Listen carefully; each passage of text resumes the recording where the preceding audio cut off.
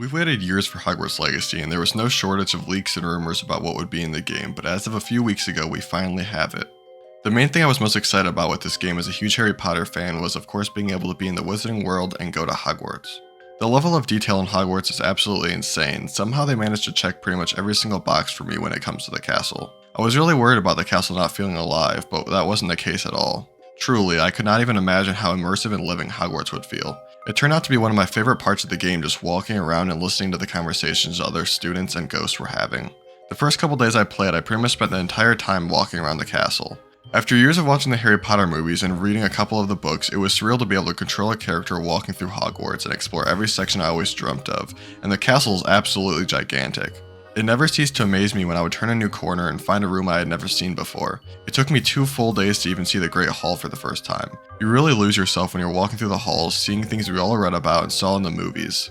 The Ravenclaw common room is exactly how I always imagined it. It's so regal and the color scheme is beautiful. A little side note, I'm so happy that Ravenclaw's colors are actually blue and bronze in this like it was in the books, not to mention their logo is also an eagle like it's supposed to be. Back to the castle, there are so many places I've always dreamt of looking around, one of which being the bathroom by the Slytherin common room that has a sink that opens up to the Chamber of Secrets in the movies. There was seriously nothing I would have changed about Hogwarts at all, and they did a fantastic job giving the fans what we wanted. The castle was only the beginning because there's a huge world surrounding that you can explore too. I wasn't sure how I would feel about the world around Hogwarts because the gameplay showcases beforehand didn't really make it seem full. In reality, the world isn't full, but somehow they made it feel like it wasn't missing anything. The small hamlets spread out around the map seemed to be the perfect distance so that it always felt like you were flying over one. I definitely haven't seen even close to everything this game has to offer, so I'm bound to find tons of more side activities I haven't completed yet. Not far from the castle you'll find Hogsmeade, which you're taken to pretty early in the game. This was a dream come true, only second to walking the halls of Hogwarts. Being able to walk to town and head into Honeydukes or stop by the 3 broomsticks was a feeling I couldn't have ever imagined. The first time I walked around Hogsmeade, I was very emotional. I spent over an hour just looking at what the shops had to offer and I still didn't see everything. If you couldn't tell, I think this game is worth buying just for the exploration alone. With that said, the exploration is far from the only thing they did well. I'll start with the combat because I was very excited to try it out for myself after watching the gameplay showcases. Combat was something I was so hesitant to look forward to because it's often such a hard mechanic for games to get right, especially with this one being all ranged combat, but after playing it for myself, I can say it turned out amazing. I didn't think strictly ranged combat could be made as fun as it is, but they figured it out. The different types of spells feel significantly different, giving the possibility to change up your playstyle completely just by changing your spells. You can have up to 16 spells equipped at one time once you've unlocked the necessary skill, or talent as they call them in this. The fluidity of spellcasting makes fighting feel natural and led me to not avoiding fights like I often do in open world games with normal fighting mechanics.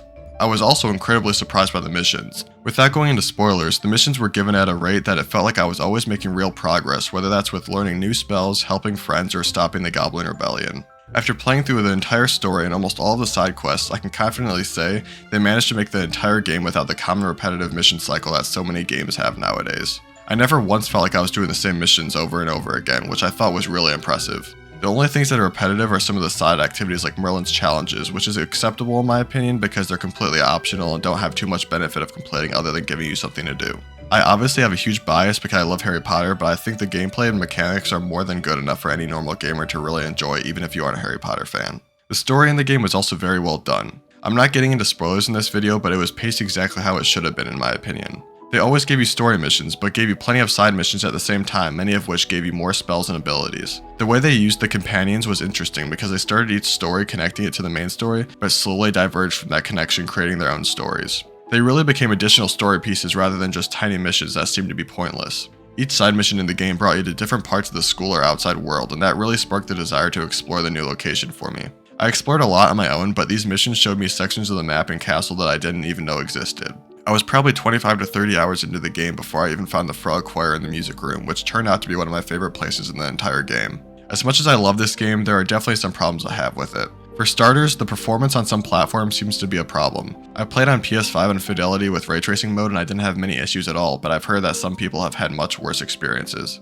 Personally, the Steam version didn't run well on my PC at all, and I'd hardly even consider it playable compared to the PS5. I will say though, I'm not a frame rate stickler, so running at 30 FPS or getting occasional drops doesn't really bother me, so that's probably a big reason I had almost no problems with the PS5 version. With that said, I would notice if the game was dropping frames horribly and couldn't run at all, but that's not what I experienced. There were also some bugs here and there that I noticed, like glitching glitches and audio bugs, but nothing game breaking in my opinion. My biggest complaint is the lack of a morality system. I'll admit it was fun being able to use Avada Kedavra whenever I wanted to without consequence, but I think the whole point of the unforgivable curses is that there are consequences.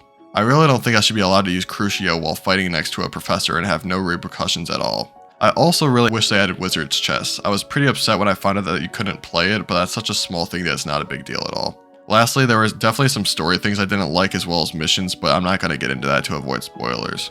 I enjoyed playing Hogwarts Legacy more than I could have ever imagined, and I might even go as far as saying it's my favorite story game I've ever played, being such a huge Harry Potter and Wizarding World fan. It has its faults, but overall it's an amazing game that would work even for the people that aren't fans of the source material. Definitely check it out if you haven't yet, you won't be disappointed at all.